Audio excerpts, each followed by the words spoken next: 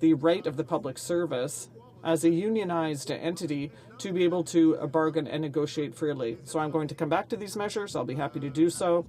After the pause that we'll be having soon, I'll have more to say, Mr. Speaker. Thank you. Orders has expired. L'honorable député de... The honourable member for Rimouski, Nejet-Témiscouata-les-Basques. Statements by members. Déclaration de député. The honourable member for Saskatoon-Rosetown-Biggar. Mr. Speaker, this fall will mark 7 years that I have had the honour to represent the great riding of Saskatoon-Rosetown-Biggar. For some reason, the Boundary Commission in Saskatchewan decided to do away with the urban and rural blended ridings in Saskatoon, and as a result, Saskatoon-Rosetown-Biggar will be no more once the writ is dropped. As this may be my last statement in this Parliament, I want to thank the people of SRB for the confidence they placed in me these past 2 elections. It has been a pleasure meeting with constituents, attending riding events, and just getting to know the many wonderful residents in the riding. Saskatoon-Rosetown-Biggar, and indeed all of Saskatchewan, has experienced tremendous growth and prosperity in recent years. This is, in no small part, due to the joint focus of our federal and provincial governments on the priorities that matter most to Canadians, jobs and economic growth. Mr. Speaker, in Saskatoon-Rosetown-Biggar and all of Saskatchewan, we have proof that prosperity comes through the focus on trade, training, and tax cuts. The honourable member for London Fanshawe. Mr. Speaker, today is Elder Abuse Awareness Day, and New Democrats would like to take a moment to bring attention to this human rights issue. According to the United Nations, approximately 4 to 6% of elderly persons face some form of maltreatment that can affect them physically, emotionally, and financially. Their perpetrators are typically those closest to them, and these acts of abuse often go unreported. Mr. Speaker, this tragic cycle must be broken. Just as they rely on their caregivers, our seniors look to their government for protection and support. We need to fully address the underlying problems of elder abuse that continue to plague this growing segment of our population. The NDP plan for a national strategy on aging will protect vulnerable seniors by giving them the resources and financial stability to maintain control over their lives. We will ensure that every senior citizen is afforded a life of comfort and dignity. The honourable member for Quebec-Mactaquac. Mr. Speaker, last week the Chartered Professional Accountants of Canada and their South Korean counterparts, the Korean Institute of the Certified Public Accountants, announced a memorandum of cooperation that strengthens relations between the Canadian and South Korean accounting professions. It identifies areas of joint interest for future collaboration, such as professional education and best practices and member regulation. Cet entente a été proposé lors de la... This agreement was proposed during the recent trade mission of the Minister of International Trade in South Korea. It is due partly to the implementation earlier this year of the Canada-Korea Free Trade Agreement. These two accounting organizations both believe that the profession can play a positive role in business relations between the two countries. Mr. Speaker, as a CPA myself, I am proud that my profession is capitalizing on our government's aggressive pro-trade agenda to seek global opportunities, and I want to say congratulations on their efforts. I encourage other organizations and businesses to carefully consider the tremendous opportunities available to them under Canada's free trade agreements and our Global Markets Action Plan. Great. The honourable member for Guelph. Mr. Speaker, today is World Elder Abuse Awareness Day, the one day in the year when the whole world voices its opposition to the abuse and suffering inflicted on some of our older generation. Elder abuse often occurs in private settings and affects the health and human rights of millions of older people around the world. It leads to serious physical injuries and long-term mental health impacts.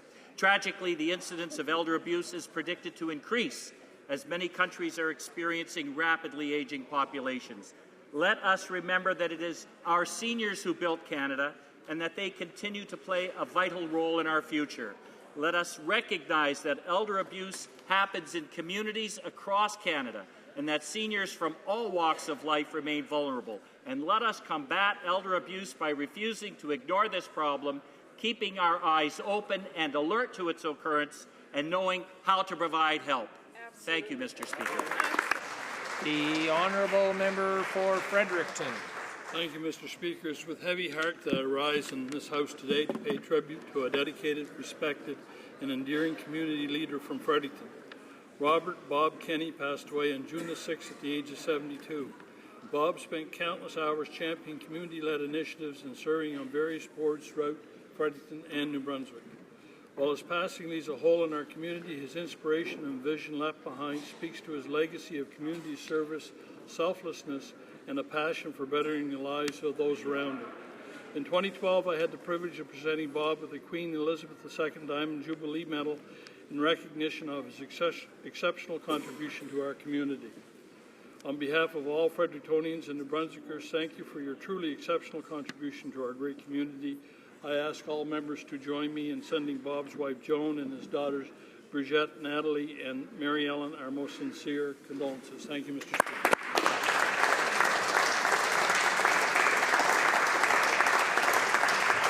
L'honorable député de Notre-Dame. Honourable member for Notre-Dame de Grâce-la-Chine. Thank you, Mr. Speaker. I rise today to underscore the International Day of Elder Abuse Awareness. This is unfortunately a reality that is alive and well and affects a considerable segment of our population. We must remain vigilant and attentive and use all the resources available to fight this injustice. This day is the ideal opportunity to express our solidarity with everyone who has been a victim of abuse in the past and to proclaim our determination to ensure our seniors the conditions required for a better quality of life and dignity, one of their most fundamental rights. Tragic that elder abuse, be it physical, psychological, sexual, or financial, remains mostly underestimated and ignored by societies across the world. At the same time, there is an increasing evidence indicating that elder abuse is an important public health and societal problem. Canada is not an exception. Canadian seniors are vulnerable to elder abuse, and it is happening in communities across the country. Let us pay close attention to these serious issues and take the responsibility to better protect our seniors and ensure that they age with dignity and in security. Thank you. The honourable member for Edmonton East. Mr. Speaker, 18 years ago I entered this arena we reverently call the House of Commons, commoners serving together for the betterment of all. As I reflect upon our party's promises in 1997, I find it to be significant to compare the outcomes of today. Veterans' issues resolved, homeless helped, military strengthened, effective foreign development aid, criminal justice improved, taxes lowered, the long gun registry cancelled, GST cut twice, Turks and Caicos a work in progress, and Canada's unity greatly improved upon. Mr. Speaker, I depart this chamber in the fact that all promises made are all promises that were kept. We made Canada a better place for our children's children, for my grandchildren, Caitlin, Alexander, and Eleanor. May this august Chamber of Commoners continue its good work, further showing that Canadians, too, are caring citizens of the world for the world. The honourable member for Elgin, Middlesex, London. Mr. Speaker, as I prepare to leave this place after more than a decade of serving the people of Elgin, Middlesex, London, all I can say is, what a ride. To the voters of Elgin, Middlesex, London, who kept sending me back to this place, I thank you for your trust and your kind words over the years. To my wife, Jerry, and my children, Adam, Kate, and Neil, for helping me be strong and for sharing me with so many others. To my team, Karen, Joanna, Kimberly, Kathy, Kaylee, and Jenna, and many more before them, your shining dedication made me look brighter. To my friends I've accumulated in this place, from all parties and from all parts of Canada, thanks for the many memories that will last me a lifetime. And to what became my other home here at Procedure and House Affairs, to Mary-France Renaud and Andre and all of the members, I'll miss you. And the egg salad sandwiches, of course. When my grandson Elliot asked Baba about Parliament, I'll tell him I'm happy I had this great opportunity. I made no enemies, and I truly miss my friends. Hey!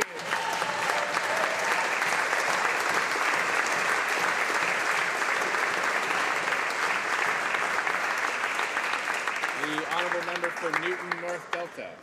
Mr. Speaker, I stand with pride today to congratulate the graduating classes of Princess Margaret Secondary, Tamanawis Secondary, Panorama Ridge Secondary, Frank Hurt Secondary, Delview Secondary, North Delta Secondary, Seaquam Secondary and Burnsview Secondary in Surrey, Newton and North Delta. As a teacher, I am delighted to know that these young people have worked diligently to achieve their goals. I wish them a lifetime of continued success. I would encourage all levels of government to invest generously in quality public education. It is a cornerstone of our democracy, and our kids are worth it. They are our future. To the parents, guardians, and teachers who have supported these students throughout their journeys, I congratulate and commend you too. And Mr. Speaker, I know I speak for everyone in Surrey and Delta when I say to our graduating classes, well done, great job, enjoy your well-earned summers. You've made us very proud. The Honourable Member for L'Obédience de la Chaudière. Mr. Speaker, our Conservative government works for all Canadian families. Most recently, we introduced the family tax cut and universal childcare benefit, which will benefit 100% of families with children by helping them keep more money in their pockets so that they can spend it on their priorities. Mr. Speaker, the leader of the Liberal Party has a different plan for Canadian families. He wants to take away our government's family tax cut and replace it with a family tax hike. Mr. Speaker, this is unacceptable. Canadians do not want this, and they will reject these high tax schemes. And so will we. Thank you, Mr. Speaker. The Honourable Member for Scarborough Southwest. Mr. Speaker, I'd like to begin by saying thanks once again to the great people of Scarborough Southwest for their support in 2011. It's been an honour and a privilege to represent them here in this House for the past 4 years. Now, my bill, C-597, to make Remembrance Day a legal holiday, is finally back from committee after 205 days and study by 2 parliamentary committees. The bill adds exactly 1 word to the Holidays Act. No new changes were made to this bill during this committee odyssey. This Friday, my bill will be back before the House, and now we can finish the great work that began last November when the bill passed second reading 258 to 2. This Friday, let's end the 41st Parliament on a high note and elevate Remembrance Day to the same status as Canada Day and Victoria Day by passing C-597, making Remembrance Day a legal holiday. Thank you. The Honourable Member for York Centre. Speaker, the middle class of York Centre reject the Liberal leader's plan to impose a mandatory $1,000 tax hike. By promising to bring to Ottawa the Ontario Liberal plan to hike payroll taxes on every employee and employer, they would force businesses to cut jobs. According to Meridian Credit Union, the majority of small business owners believe that the Ontario Registered Pension Plan, quote, would be their greatest challenge ever faced, end of quote. Instead of reckless high spend and tax plans, which the Liberals and NDP propose, our government believes in helping hard-working Canadian middle-class families prosper. So, we have reduced taxes to the tune of $6,600 this year for a typical family of 4. We double the tax-free savings account so Canadians can save more tax-free, but the Liberal leader would shut these accounts down and raise taxes. Speaker, now is not the time for risky tax hikes and untested leadership. Honourable Member for Vancouver Quadra. Mr. Speaker, the Conservative government has spent almost a decade promoting a false record on national defence, while the reality is they have failed the Canadian Armed Forces on so many fronts. Recently, I launched a national campaign to bust 5 Conservative defence myths. For example, they claim the men and women in uniform are a priority. They boast the best equipment will be provided. They say funding is stable and increasing over 20 years. They pretend northern sovereignty is a priority. And they argue only the Conservatives can be trusted on defence. Not so. The reality is the opposite. Too many Forces members, veterans and their families suffer from serious neglect. So many major procurements have been delayed or cancelled, the military must raid museums and search eBay to find obsolete parts. The Prime Minister has cut and clawed back billions of dollars to spend on election year tax cuts for wealthy Canadians. Sadly, this government cannot be trusted on defence. On their watch, the Canadian Armed Forces' well-being and capability are in serious jeopardy, and Canadians look forward to an end. The Honourable Member for Okanagan, Coquihalla. Mr. Speaker, Alan Shelburne, who admitted to killing his 3 children in Merritt, British Columbia, will be allowed day passes out of the psychiatric hospital where he's currently confined. Our thoughts continue to be with Darcy Clark and her family at this time. We are disappointed with the decision by the BC Review Board. Our Conservative government has taken concrete steps to protect Canadians and putting victims first. We have strengthened our country's not criminally responsible laws, and by ensuring that public safety is the paramount consideration and creating a high-risk offender status for violently not criminally responsible individuals. Mr. Speaker, we will continue to stand up for Canadians. Honourable Member for Longueuil, Pierre Boucher. Mr. Speaker, in 2005, a member here in the House said that he had had enough of this culture of entitlement where taxpayers' money is used for partisan purposes. Now, who is that member? None other than the Prime Minister himself, who was promising more ethics. But once in power, he did the opposite. And now that we're on the eve of elections, he's getting worse. He's going to multiply announcements for his infrastructure plan, which is now 2 years old. Coincidence? I don't think so. The Prime Minister is doing just like the Liberals. He's taking taxpayers' money to campaign by carrying out a number of polls to validate his dubious policies. If he actually met with people, he would know what they think of them. But in the end, Conservatives and Liberals, they're all the same. They're experts in partisan electioneering. But in October, the public will be able to get rid of these tired old parties and finally elect the first NDP government in Ottawa, the only party that cares about their interests. Mr. Speaker, recently I traveled with the Prime Minister to Ukraine, meeting with President Poroshenko and discussing Canada's strong support for Ukraine in combating Putin's aggression. The Prime Minister is clear that Canada recognizes the sovereignty and territorial integrity of Ukraine, and Canada will never recognize Putin's illegal occupation of any Ukrainian territory. Putin must withdraw his troops and weapons from Ukraine and cease his material support to his proxies. Canada will always stand with the people of Ukraine. This House has an opportunity to demonstrate that support today by joining the International Council in Support of Ukraine, the Ukrainian Echo weekly newspaper, the League of Ukrainian Canadians, the League of Ukrainian Canadian Women, and the Ukrainka Research Institute at a reception at 238 South after question period for the release of a unique publication entitled Holodomor, the Ukrainian Genocide 1932-1933. The book raises public awareness of the Holodomor, a famine genocide perpetrated by Stalin. I hope that all members will make an effort to participate this afternoon. Thank you, Mr. Speaker. Oral questions. Questions orales. The Honourable Leader of the Opposition.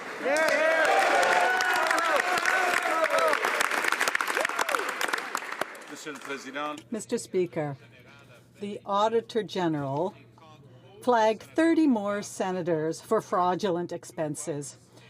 However, and this is an important point, his report does not include those senators who had already paid back the money owed for those fraudulent expenses before the investigation began. How many senators did the PMO protect by telling them to pay the money they had claimed back and use the Mike Duffy technique, pay it back before the investigation began? How many of those senators were hidden?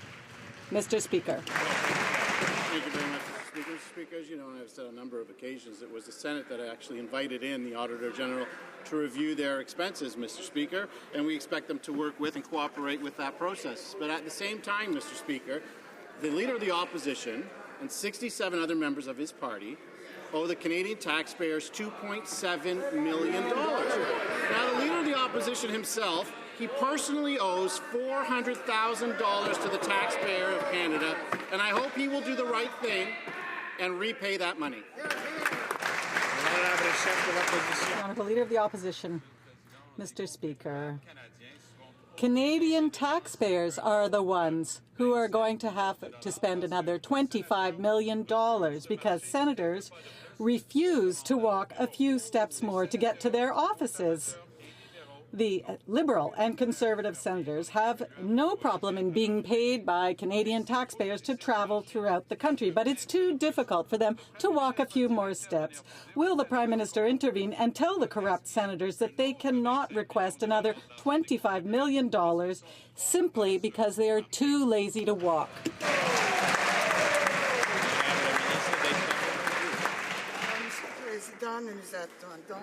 Mr. Speaker, we expect the Senate to take temporary offices that will be the best for taxpayers. The Honourable Leader of the Opposition. it is a full 90 meters, so that does mean $270,000 of taxpayers' money per senator's step, just so she can help with her calculations. At least 4 senators named by the Prime Minister have now been caught lying about where they live. The Prime Minister doesn't care what provinces they actually lived in. He was only interested in using them as shills and fundraisers for the Conservative Party. In fact, the Prime Minister once said that senators, quote, don't represent anybody but the Prime Minister who appoints them. Why did the Prime Minister appoint this bunch to represent him?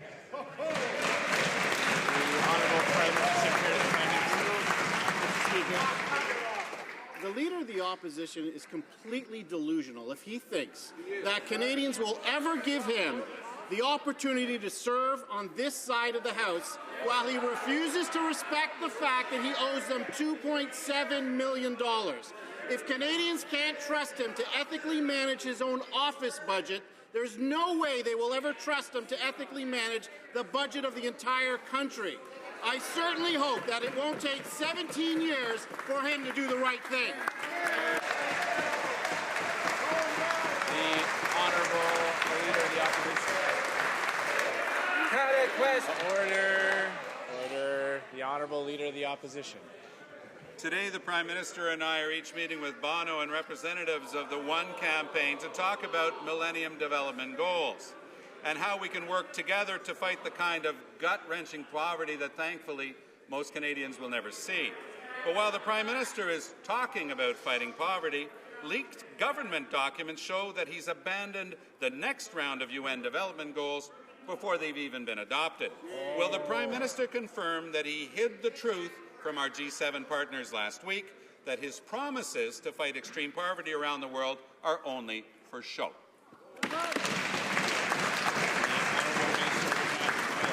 Well, Mr. Speaker, we are very happy to welcome good philanthropist like Bono here because we are happy to have good partnerships with people like him. And we have taken the leadership role in addressing the health challenges faced by women, newborns and children in the world's poorest country. Mr. Speaker, Canadians are expecting results.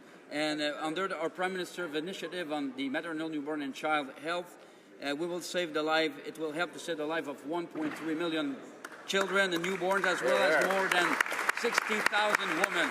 Mr. Speaker, our humanitarian assistance increased 62%. We're there for the people in need. We pay what we pledge, and this is what Canadians expect from us. The Honourable Leader of the Opposition. Mr. Speaker, the problem is that they're saying one thing in public and one thing in private. Meanwhile, the living conditions in Aboriginal communities are deplorable. And in the north, people have to dig through rubbish bins in order to find food to eat. How can we expect the more affluent in African and Middle Eastern countries to help their fellow citizens and do their share when our own Prime Minister refuses to do the same?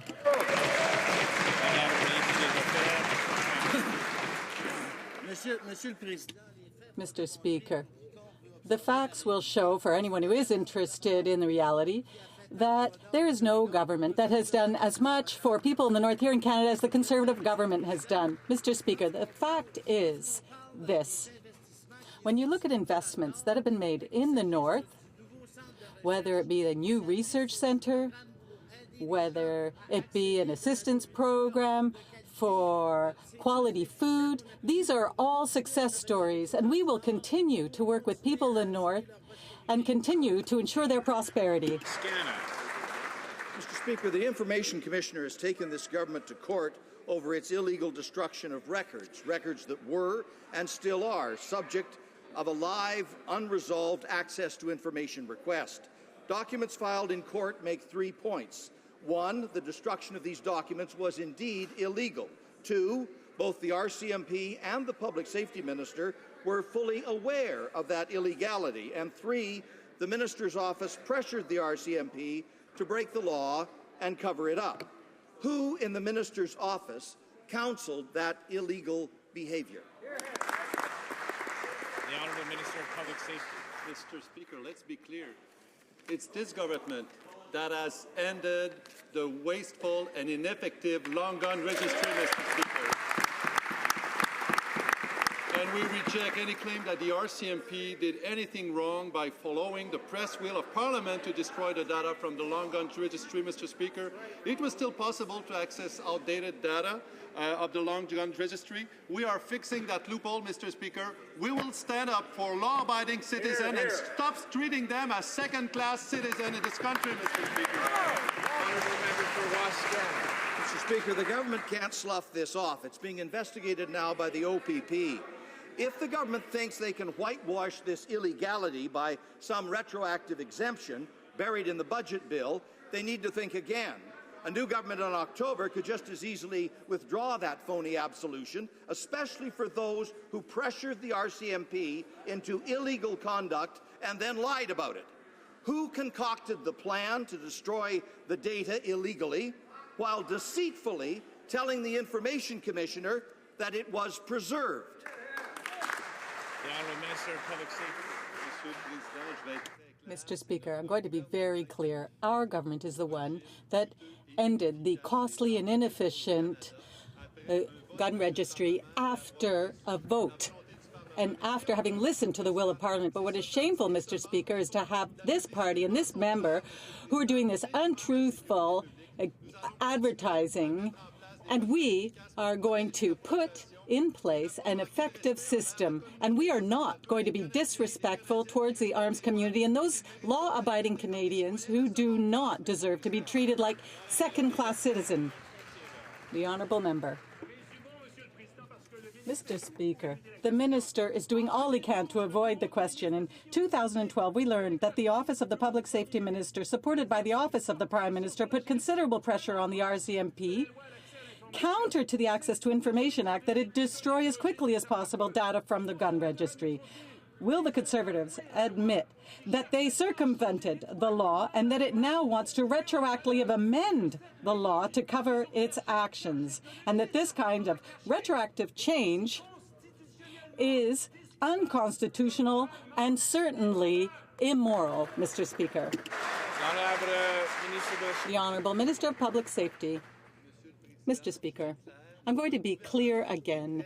Our government is very proud to respect the will of Parliament in destroying the costly and ineffectively gun registry, long gun registry, and we are not going to apologize for respecting the will of Parliament. On the other hand, Mr. Speaker, we are going to understand that the untruthful words of the Liberals that are a threat to public safety is what I'm saying it is.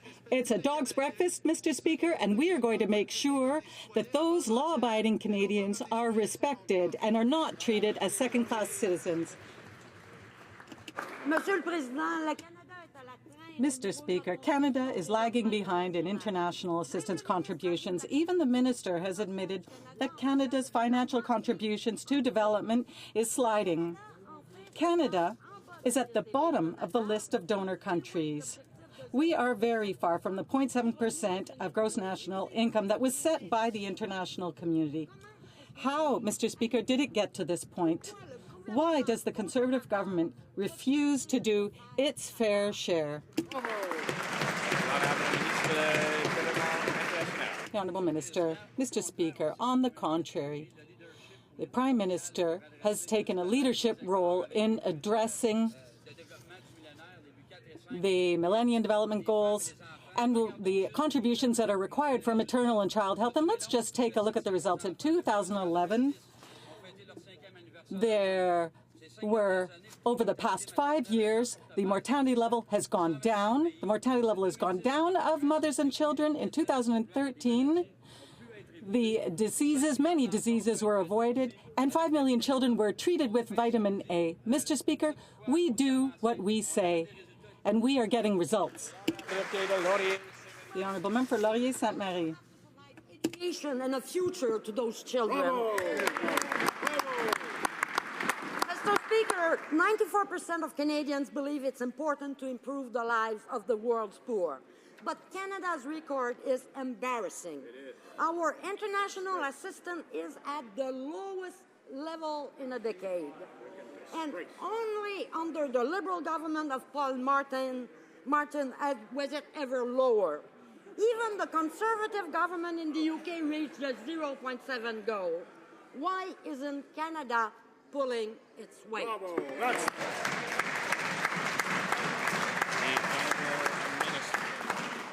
Embarrassing, Mr. Speaker. Come on. Let me cite Rosemary McCartney, a coordinator for Canadian Maternal Newborn and Child Health, and I quote, Canada came out of the gate when MDG 4 and 5 were the most performing MDGs, and Canada said we're going to do something about that and get our G8 partners onto it and kept going. End of quote. Devin Morley, UNICEF, recently praised our efforts. The government of Canada is a global leader in maternal, newborn and child health, and the Toronto Star gave the Prime Minister credit in a recent editorial declaring Canada's contribution is almost twice what we might normally have been expected to provide.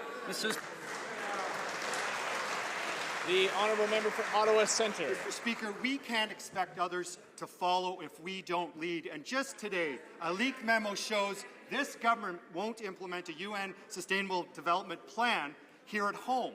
And despite the G7 communique declaring support for the Arms Trade Treaty, Canada has not signed it yet.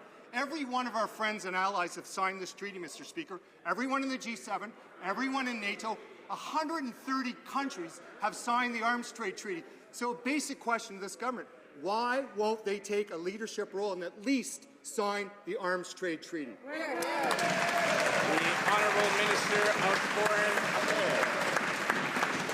Canada already has some of the strongest export controls.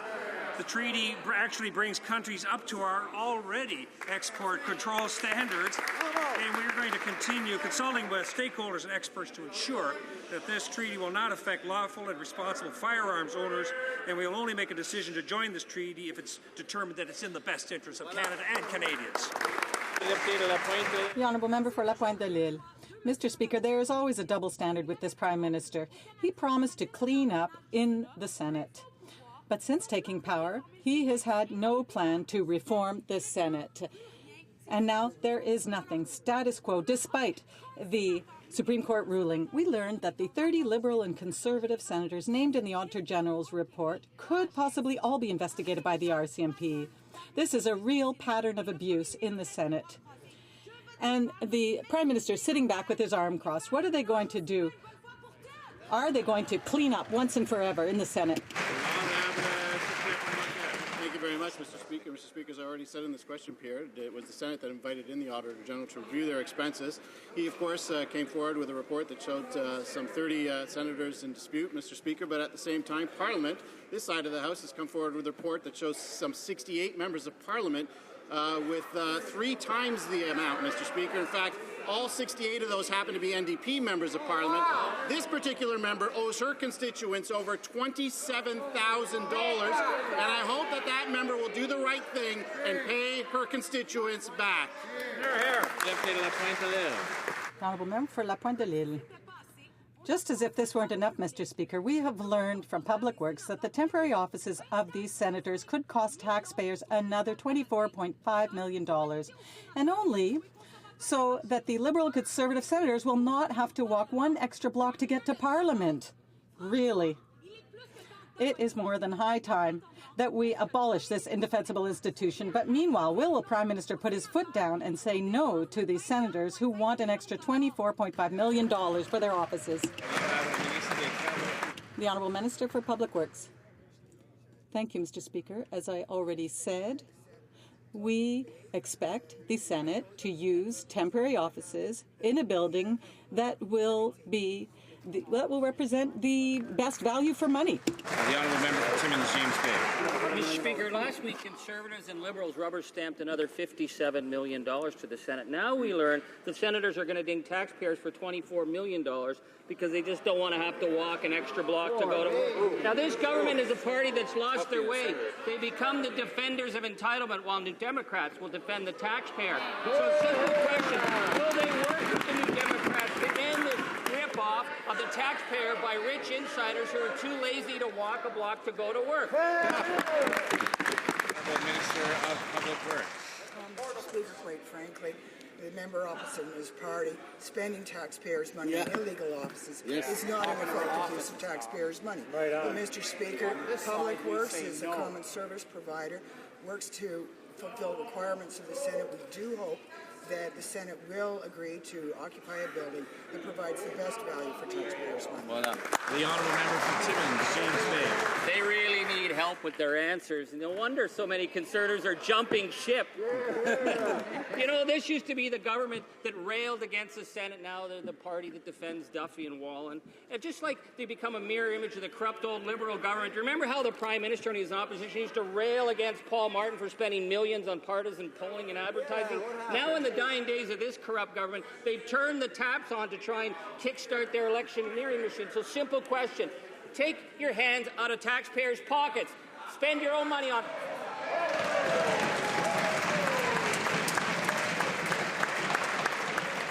Just remind colleagues to address their comments to the chair, not directly at one another.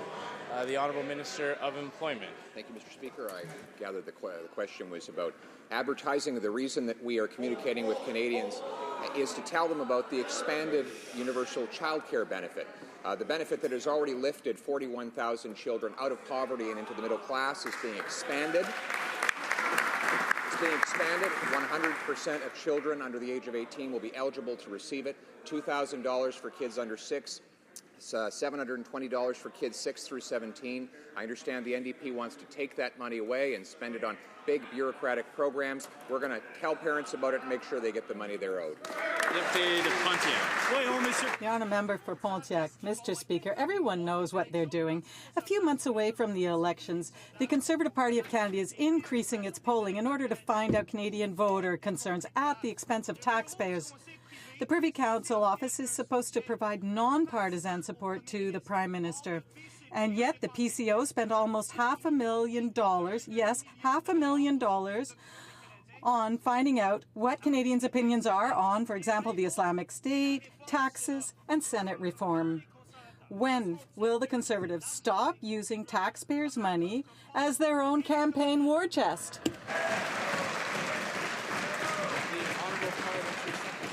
Of course, Mr. Speaker, this type of polling, well, wait a second, Mr. Speaker.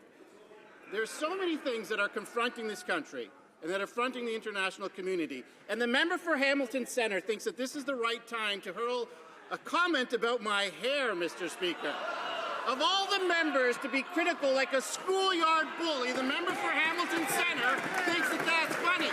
Well, while the little boys and girls over there are playing in the sandbox...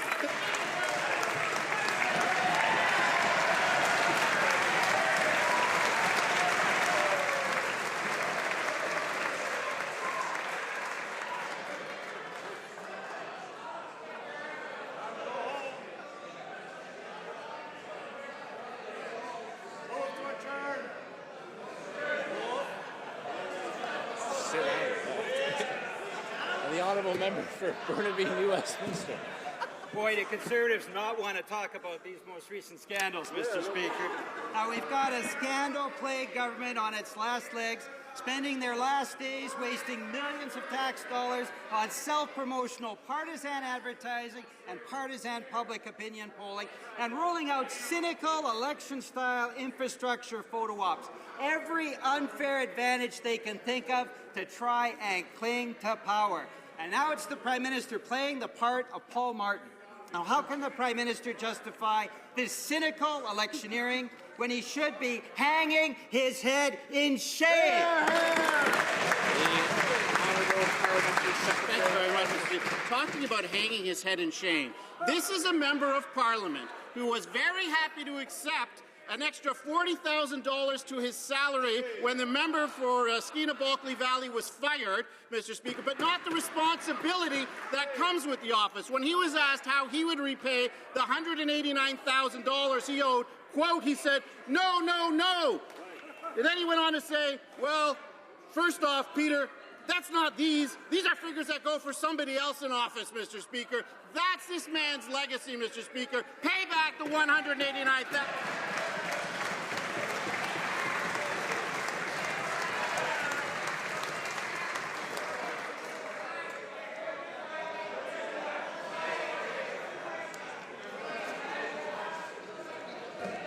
Order. The Honourable Member for Etobicoke North. 2015 marks a watershed moment as the international community negotiates a new development agenda. A central tenet is the principle of universality, which would require all countries to address inequality within their borders. Despite their tough talk abroad, a memo prepared for the Minister of International Cooperation concedes that Canada has, quote, no plans to apply the post-2015 agenda domestically, beyond the status quo. Why does the government settle for the status quo when it comes to poverty and income inequality in Canada? And the Honourable Minister of State. Well, Mr. Speaker, our government has done more than any other government to lift Canadians out of poverty. In fact, more than 1.4 million less Canadians are out of poverty. You know why, Mr. Speaker? It's because of our benefits, like the universal child care benefit, the family tax cut. These are benefits that give money directly to parents, those parents who are living in low-income or in poverty situations. We're going to expand it. We're going to increase it. The Liberals would end it. Mr. Speaker, Canadians know they can count on this government to give them more money.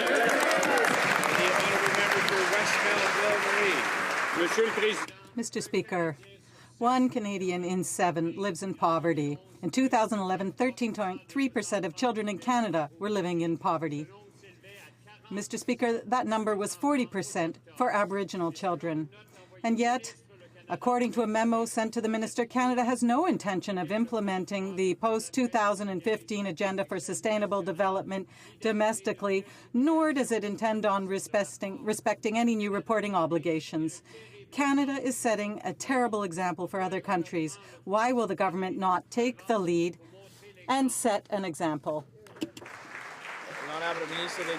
The Honourable Minister. Coming from the Liberals who would have promised to end the universal child care benefit. The same benefit that UNICEF said is what lifted 180,000 children in Canada out of poverty during the depths of the recession. Is because that is the kind of policy that gives money back to families. The Liberals want to tax families. They want to end universal benefits for families. Mr. Speaker, we're going to continue to lift Canadian children and families out of poverty by implementing good, sound Conservative policy. The Honourable Member for Kings Hands. Mr. Speaker, for Canadian students, the search for summer jobs is even tougher this year. There's more students looking for work, and there are fewer jobs for them. Layoffs in the retail sector have hit young Canadians particularly hard. Students need summer work to pay for school, and they need the work experience. But the Conservatives have slashed the number of jobs created by the Canada Summer Jobs Program by more than half. When will the government reverse these cuts? When will they do more to help young Canadians struggling to find work? And the Honourable Minister of Employment. I begin by correcting the falsehood. The program, Canada Summer Jobs, has actually been maintained at its existing funding levels. As for employment for young people, we have an approach which is the 3 T's: training, trade, and tax cuts. We have expanded trade through agreements with Europe, South Korea, and actually added 38 free trade agreements. We've given over 500,000 apprenticeship grants to help young people get high-paying jobs in blue-collar trades. And finally, we have cut taxes so that small businesses can hire more young people. The Liberals promise a brand-new $1,000 payroll tax that would start applying to young workers even when they're still in university. Honourable Member for Abitibi-Témiscamingue. Mr. Speaker, a new survey shows that Canadians are very worried in light of the deterioration of the healthcare system, lack of access, not enough long-term care, not enough money to pay for drugs. The list of concerns is very long, but the solution of the Conservatives is to cut $36 billion from transfers to the provinces. Health is Canadians' first priority. Why does this government abandoning our healthcare system, the public healthcare system? Honourable Parliamentary Secretary. Comment by that member is absolutely absurd. Since we took office, health transfers have increased by 70%. It will reach record funding, $40 billion annually by the end of the decade. What we have done is we've ensured that the provinces have stable, long-term, sustainable funding. Thank you. The honourable member for Victoria. What the Conservatives have done, Mr. Speaker, is unilaterally cut $36 billion from future health care funding. At the same time, Mr. Speaker, they refuse to sit down with the provinces and territories to address urgent priorities like seniors' care, palliative care, and the high cost of prescription drugs. The results are clear. A majority of Canadians now believe our healthcare system is deteriorating and increasingly unsafe. So why have the Conservatives failed to work collaboratively with the provinces and territories to address these concerns and to strengthen our public healthcare system? Thank you, Mr. Speaker, and I hate to make another comment about NDP and their math, but I have to say 6% increase every year is not a cut. 3% is not a cut.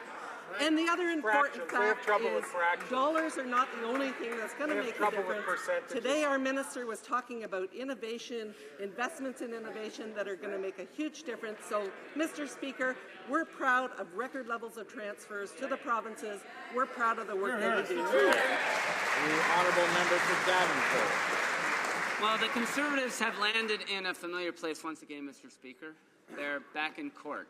And this time they're throwing away taxpayer money, and they love to do this, fighting a federal court ruling that told them their cuts to the interim federal health program was, quote, cruel and unusual.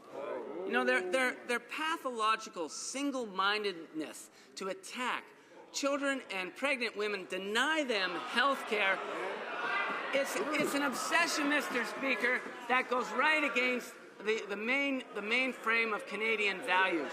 These are some of our most vulnerable people. So will they do the right thing and reinstate the health care for refugees? The Honourable Minister of Immigration. Mr. Speaker, once again, the member opposite is completely misleading the Canadian public and a broader public. Refugees in this country, Mr. Speaker, receive health care. We are proud that they continue to receive that health care from their federal government. And yes, Mr. Speaker, we will continue our appeal because we don't think it's fair that those whose asylum claims have failed or those whose asylum claims were fraudulent should be receiving better health care than Canadians themselves, Mr. Speaker. This is a government that is looking after refugees. This is a government that has done more than any other party in this place for refugees over the last several decades, Mr. Speaker. The honourable member for Pierrefonds-Dollard. That's really unfortunate.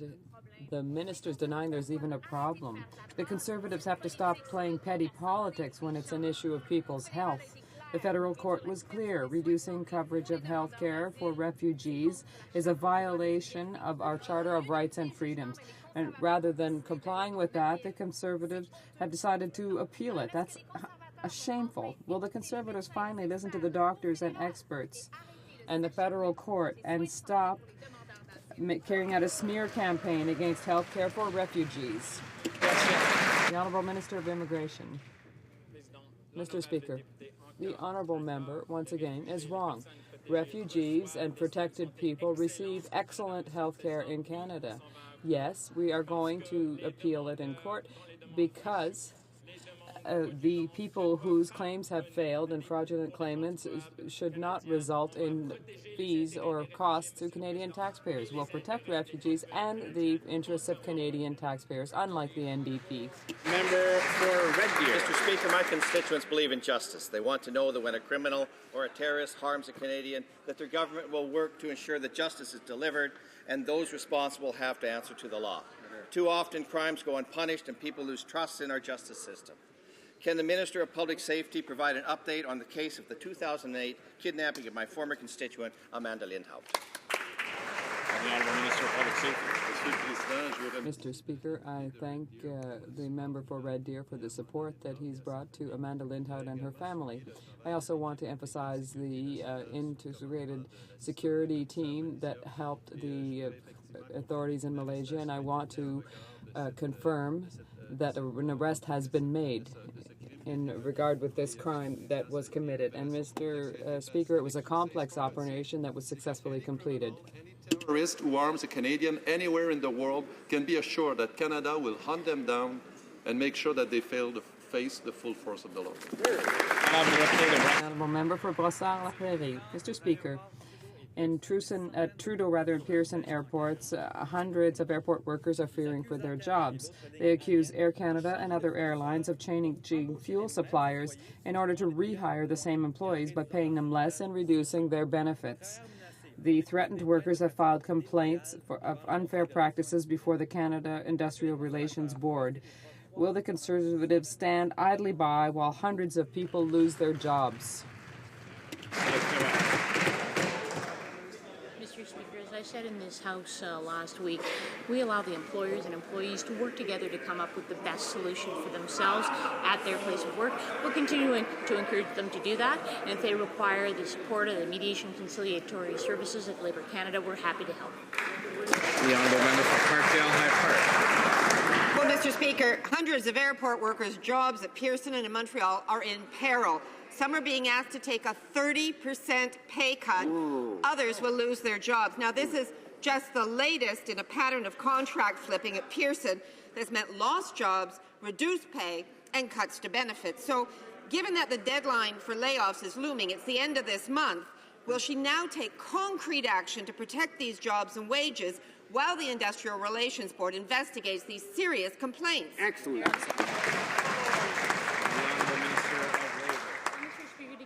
Of what Labour Canada does. Just this weekend, Air Canada in uniform came to a tentative agreement so that they can move forward together. They came to that agreement together, and that means that the planes are going to keep flying and people are going to be paid great wages.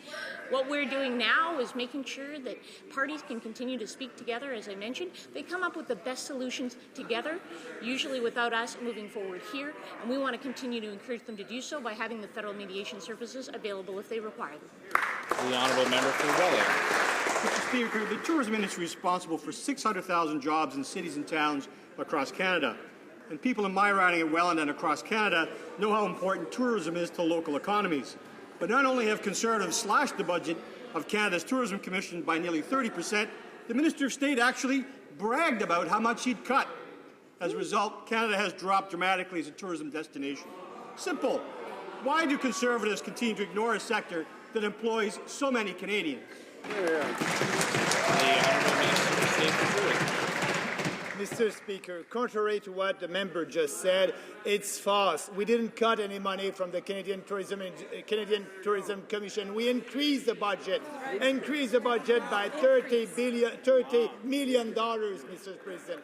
And that's for an investment in the U.S., for being sure that we will have more travelers from the U.S. that will be able to visit our nice country, Mr. Speaker.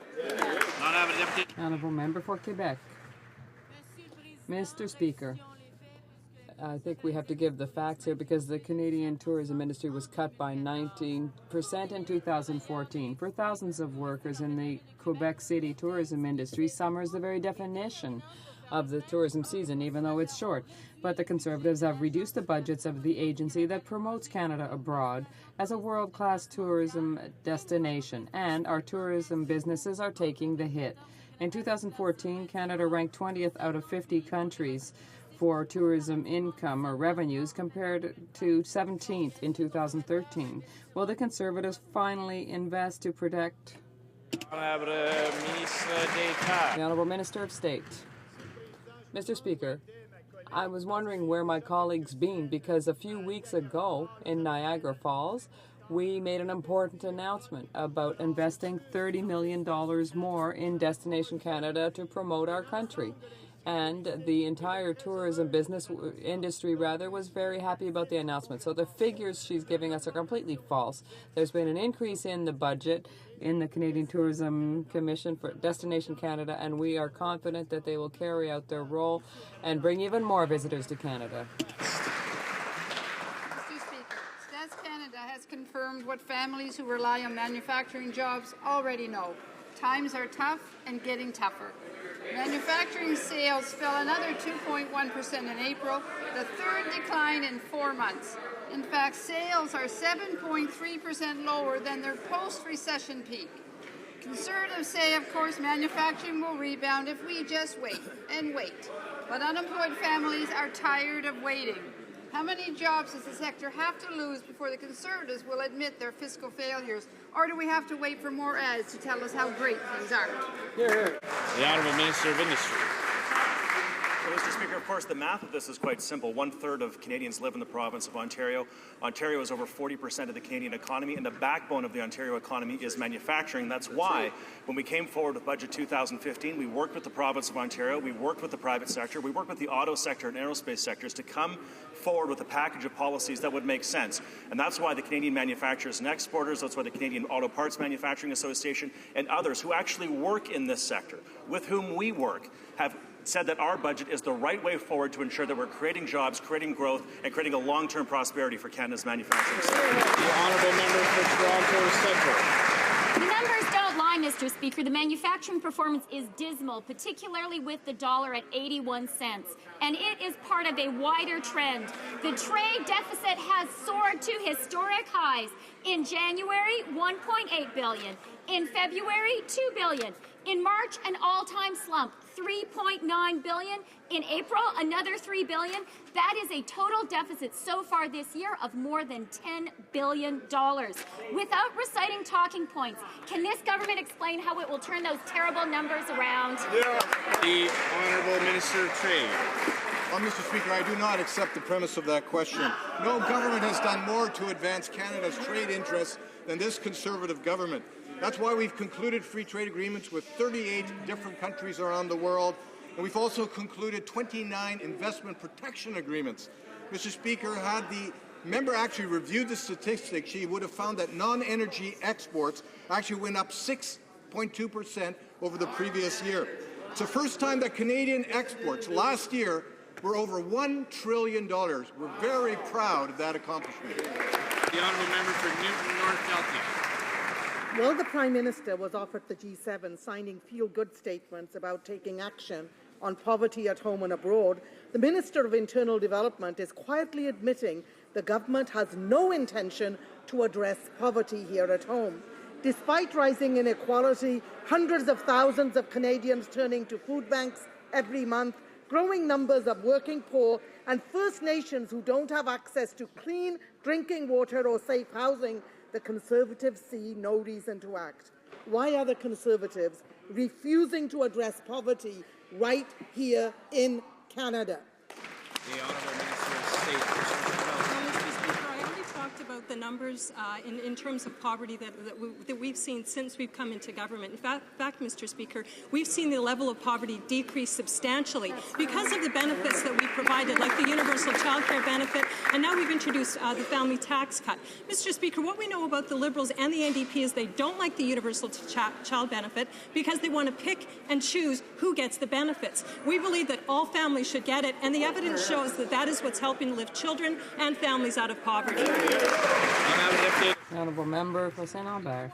There is always a double standard with this government, Mr. Speaker. On the one hand, the Prime Minister publicly claims that he is supporting this ambitious plan of the United Nations to fight poverty. But once back home, his minister does absolutely nothing to achieve the goals. Almost 15% of Canadians are living under the poverty line. Included in that figure is over 1 million children. So what is the Prime Minister tangibly proposing to respect promises to reduce poverty in this country? Honourable Minister of State. Let me tell you what somebody from outside of Canada said about what we're doing to lift children out of poverty. He said, that's really impressive. It's better than the majority of other countries did during the recession, Mr. Speaker. That was because we helped lift 180,000 children out of poverty.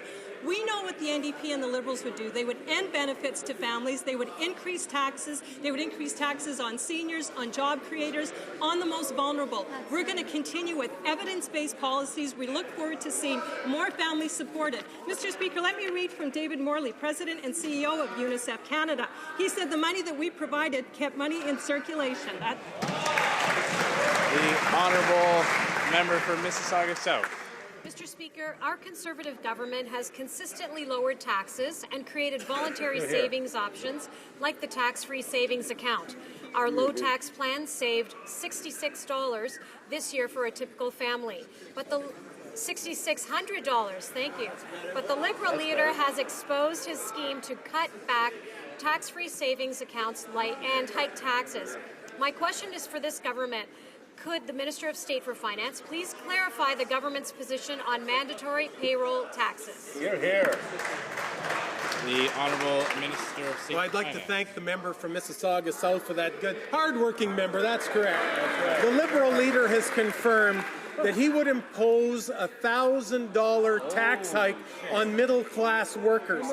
We know, Mr. Speaker, that would kill jobs and it would set working families back. Mr. Speaker, now more than ever, it is crystal clear that only our Conservative government can be trusted to keep taxes low for Canadians. Mr. Speaker, now is not the time for risky tax schemes and untested leadership. Member for Winnipeg North. Yes, Mr. Speaker, with over 10,000 children in foster care in the province of Manitoba, what is clear is that the NDP government do not know what they are doing, and the federal government here, Mr. Speaker, doesn't understand the needs of their foster children, of which 90% are of Indigenous background, Mr. Speaker. Struggling through education, a majority will not graduate from high school, and what does the Government of Canada do, Mr. Speaker? My question to the minister responsible is, what is his government prepared to do for the 10,000 plus kids that are in foster care today in Manitoba? The Honourable Minister of Employment. Mr. Speaker, I'm sure all of us are concerned about some of the stories that we've seen come out of Manitoba. Of course, the foster care system is run by the provincial government. That said, the federal government has provided increased social transfers precisely so that they can run the foster care system. Beyond that, guardians, in addition to parents, are eligible to receive the universal child care benefit. Guardians will be eligible to see an increase up to $2,000 for kids under 6 and $720 for kids 6 through 17 per year, every year. Thank you. Honourable Member for Louis-Hébert. Mr. Speaker, the people of Lévis are still waiting for the government to do something about the temporary renewal of the supply ship fleet. Hundreds of jobs are at risk. The Davie shipyard submitted a credible proposition to the government, but the Conservatives refuse again and again to follow up on it. Time is running short, and during this time, delays are piling up, and the Navy, by the way, really needs these ships. Will the government stop delaying its decision and finally make one? The Honourable Minister of Public Works. Mr. Speaker, we always want the Canadian Forces to have all the tools that they need.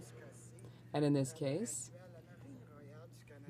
the Royal Navy has options following the consultations with industry. Palliser.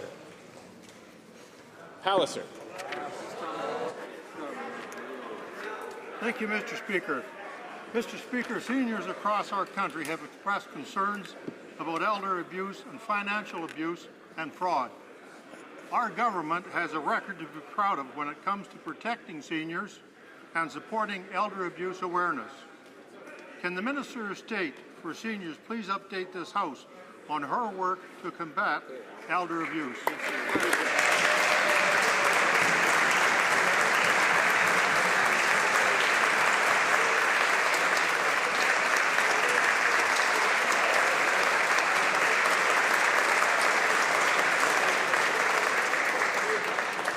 The Honourable Minister of State. The mic is not. Mr. Speaker, I'm pleased to mark in the House today the 10th anniversary of World Elder Abuse Awareness Day.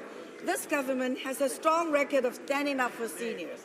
It was our government that introduced the Victims' Bill of Rights Act and the Protecting Canada Seniors Act to protect victims of elder abuse. Earlier, I was at an announcement that will help raise awareness on ageism here in Ottawa, one of the many New Horizons for Seniors program projects. And Mr. Speaker, I'm proud of our government's work in fighting against elder abuse. The Honourable Member for Barry-Nicolet-Bécancour. Mr. Speaker, it is inconceivable that it be the National Energy Board that will make the final decision to move oil over Quebec's territory without consulting the province and without obtaining its consent. Whether it's a pipeline, a train, a boat, whether it's painted blue, red, or orange, it's still the same risk for our rivers, for our environment, and it's still the same risk for our cities, and it's always the main risk for Quebecers. Does the Minister of the Environment realize that all of these risks are imposed on Quebec citizens without Quebec benefiting? The Honourable Parliamentary Secretary, rather. The member knows that we do not take positions on specific applications for energy infrastructure until an independent review is complete. Our government relies on the Independent National Energy Board for decisions related to proposals of energy infrastructure, including TransCanada's Energy East proposal. Our government has been clear, Mr. Speaker, proposals will only be approved if they are safe for Canadians and safe for the environment. For Thunder Bay, Superior North. Mr. Speaker, the Prime Minister is introducing last-minute bills deliberately set to fail to pass, like the Lake Superior Marine Conservation Area Act in Thunder Bay, Superior North. The NMCA and $20 million was a pre-election promise by our Prime Minister in Nipigon 8 long years ago. Is C-61 just another pre-election false promise? Or will the Prime Minister seek unanimous consent for C-61 to actually pass before this House rises? Thank you, Mr. Speaker. The Honourable Minister of the Environment. Thank you, Mr. Speaker, and I'd like to thank my colleague for that question. Our government is playing a leadership role when it comes to protecting our environment, and this is why we have invested significantly to clean up, improve water quality, and protect fish in the Great Lakes. A new Canada-Ontario agreement on the Great Lakes water quality and ecosystem health entered into force just last December. We also work with our American partners to update the Canada-U.S. Great Lakes Quality Agreement that will help to prevent and address issues impacting water quality and ecosystem health. Thank you. The Honourable Member for Ahuntsic. Mr. Speaker, the City of Montreal and Ahuntsic are crossed east to west by CN Rail and north-south by CP Rail. But we know that currently there's a significant increase in oil shipped by rail. The Department of Transport of Canada and the rail companies have risk assessments in hand. In this spirit of transparency, will the Minister of Transport make public these risk studies? The Honourable Minister of Transport. Mr. Speaker, our government has done an awful lot when it comes to ensuring safe transport of our natural resources here in Canada.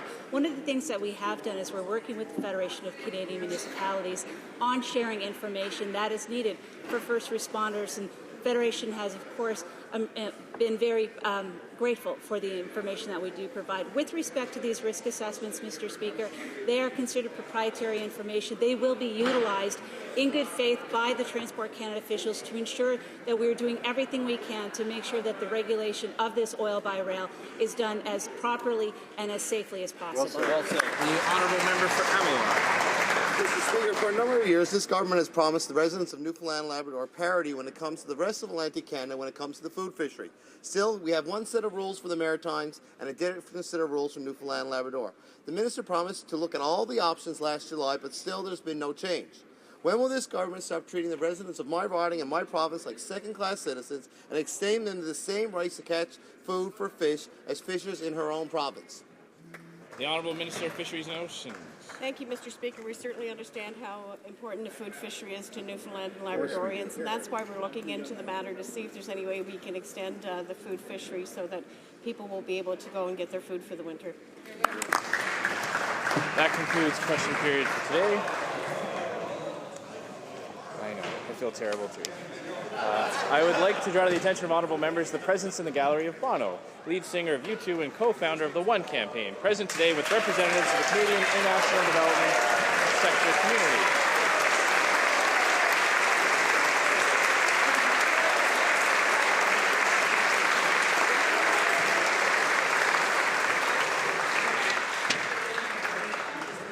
I believe the honourable member for Kings Hance has a point of order.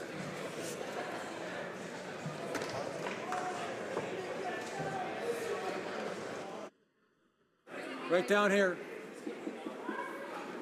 Mike? Mike, I think we're on. Mike, okay. Mr. Speaker, I'd like to seek consent for the following motion, that the House A express its deep concern over the contents of the Information Commissioner's affidavit filed June 3rd, 2015, which demonstrates that the government exerted pressure on civil servants to break the law by destroying records which were subject to the right of access guaranteed by subsection 4.1 of the Access to Information Act. B, share the concern of... I don't know that the House needs to hear B or C or D because they started saying no after they heard A. So in the interest of saving time and moving along, I'm going to assume that there's no unanimous consent for that. But we do have some good news. The Honourable Parliamentary Secretary of the Government House Leader is going to table something. Thank you. Thank you.